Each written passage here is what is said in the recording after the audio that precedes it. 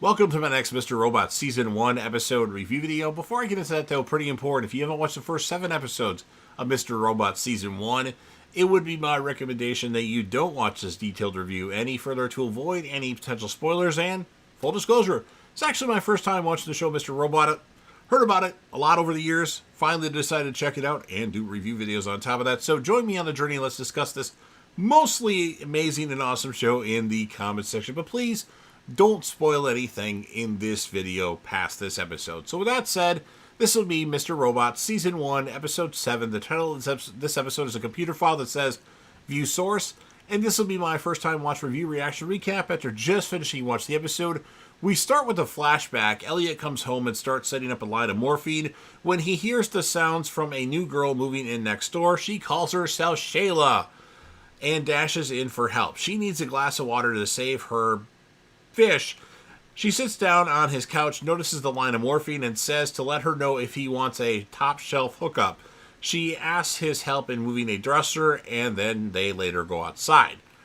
Elliot and Shayla make some awkward small talk. Elliot asks if Shayla can get some Suboxone. Her supplier doesn't have it, but she knows someone else who might. They take a few steps in, getting to know each other, Shayla making the most effort. Oh, and Elliot can keep the fish. And then about a month later, after Shayla's death, Elliot meets Krista, and he's annoyed that he's starting to get over Shayla's death. Krista has some forms for him to sign.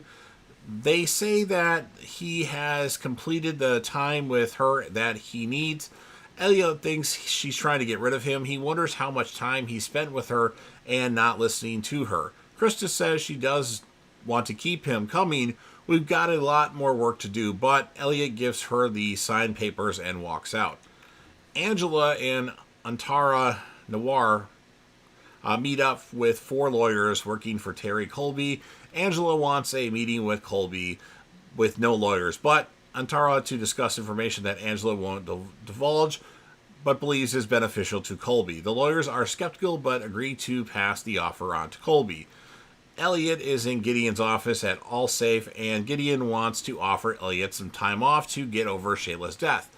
Elliot feels that he doesn't need anything. Gideon advises him to find someone he can be his honest self with, and Elliot spends a while dreaming. In the old days of the web, kids like him could find someone else's website, view the source, and copy it into a new website. Easy, so what if he could view source on people?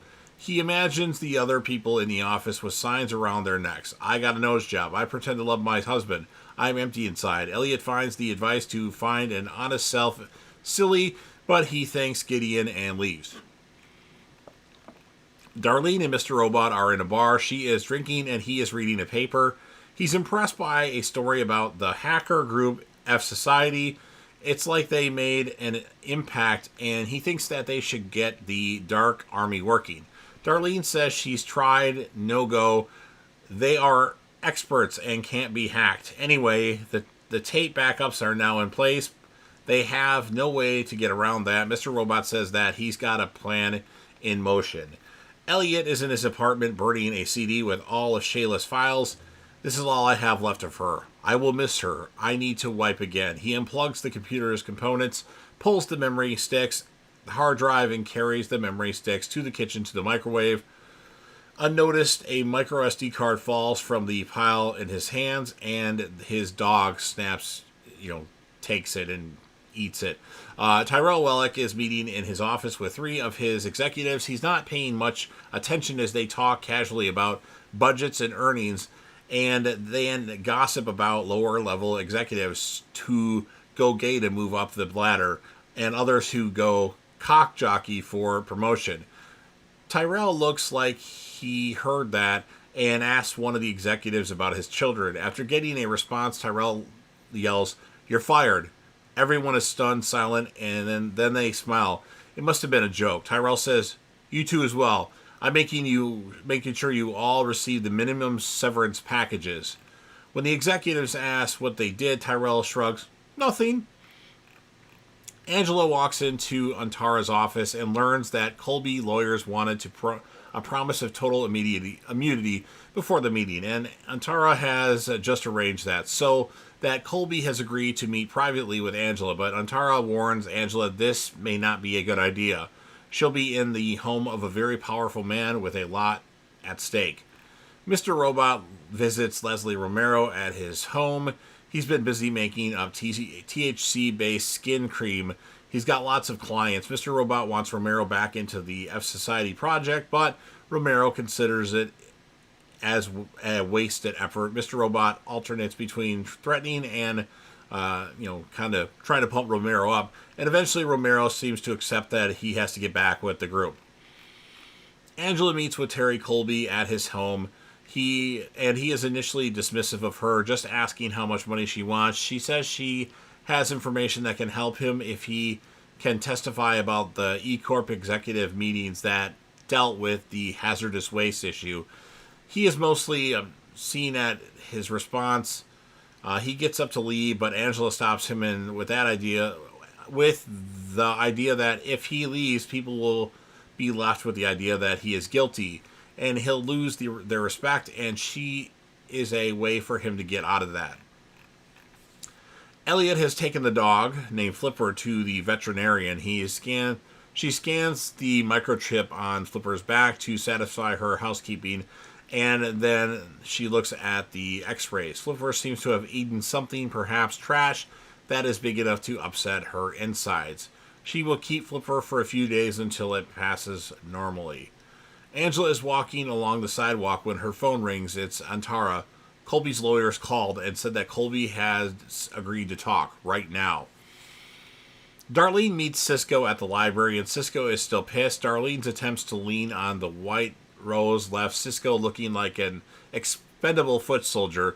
She hacked into Cisco's system and used Cisco's credentials on chat to talk to the Dark Army, so he doesn't want to see her again, but the Dark Army says the meeting's on.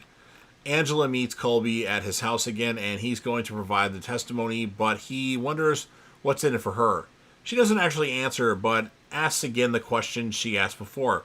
Was Colby at the meetings where the hazardous waste issue was discussed? He says, yes, many of them. The issue wasn't a big deal for them. It wasn't a vile assemblage of gloating evil conspirators. It was just board meetings. People running a business. Sure, there was some realization that it wasn't the right thing, but then they moved on down the agenda. The executives of E-Corp and families are meeting at night in a festive room as Philip Price toasts Scott Knowles as the new chief technology officer. People mingle, many getting in line to congratulate Scott. In the background are Tyrell and Joanna Wellick. He is steeling himself or something, and she encourages him as she sends him off. Tyrell meets up with Sharon Knowles at the bar, and she expresses disappointment at how he still seems sore about what happened a month ago. Tyrell makes a bold suggestion. Meet him tonight in his office, or better, the roof. The back stairwell cameras are out. She doesn't reply, but walks away. Angela is in Gideon's office at Allsafe, and she recognizes that she needs to be fired, but his concern is that her revelations will ruin Allsafe. Nobody will want to do business with them, and Angela needs to feel for the fates of all the Allsafe employees that will go down with it. Sharon Knowles meets Tyrell on the roof, and they banter a bit. She says she came to see if Tyrell was really as gullible as he seems, with her husband downstairs getting the job that Tyrell wants. Anyway, she feels that he's playing the game poorly. He says Sharon really needs Tyrell because she's dissatisfied with Scott, but she feels Tyrell is just desperate to cling to any chance to stay at E-Corp once Scott takes over. Tyrell grabs her and kisses her, and she kisses back. They go to the ground, kissing and groping, and she wraps his hands around her neck and he wraps his hands around her neck and starts to strangle her. She tries to yell, tries to struggle, but eventually she chokes and is later unconscious. Tyrell gets up, panting and sobbing. He stumbles away a few feet, then comes back to wipe her neck with a cloth. Then he runs away. It's day, and Darlene meets Trenton outside. The plan with the Dark Army is back on, and Darlene needs Trenton to be back with the group. Trenton wonders what it is that motivates Darlene, and Darlene has no real answer. She just knows that somehow they've gotten together with the tools and the people to do the right thing right now. Cisco waits by a storefront until Ollie walks by, and Cisco follows. Ollie is put out of shape by this and wants Cisco gone, but Cisco says Ollie is in no condition to complain. Ollie put a malicious CD onto his work system, and Cisco and his fellas know it. Ollie just wants out of whatever this is, but Cisco says Ollie has to do what he's told, or the giant shitstorm that rains turd will leave a trail of clouds in the sky spelling out your name. Ollie nods. Elliot goes to meet Krista at her office. It's before office hours, but she lets him in. After she confirms that what he says will be kept confidential, he admits some things. He's been lying to her all along. He doesn't actually take his pills, but Krista doesn't either. He's been keeping track of her online presence. She bought a hazelnut latte this morning. She texted her sister about it. She's not good with money. She seems to be encouraging her Thursday 2 p.m. to leave her husband. She's tired of being dumped. She cries sometimes, just like Elliot. He says he doesn't just hack her, he hacks everyone, his friends and coworkers, but he wants a way out of his loneliness, just like Krista does. Is that what you wanted to hear? And that's what ends this episode of Mr. Robot. So, interesting episode. I'm going to score it a 7.5 out of 10. My character of the episode is going to be Tyrell Wellick. Could be other people, but I feel like he did the most big thing. He choked out Scott's wife, for crying out loud. So, you've heard everything that I have to say. Now it's your turn. If you're a fan of Mr. Robot and you want to help me out with the YouTube algorithm, please make sure you Hulk smash the like button. It does help the channel out quite a bit. Share the video with a friend. Put this video on any one of your social media platforms. Don't forget to sound off in the comment section about what your thoughts are on this episode of Mr. Robot. What would you score it, and who would you choose as a character of the episode? I mean, it really could go into anybody. Elliot, Mr. Robot, Angela. It could go to anybody.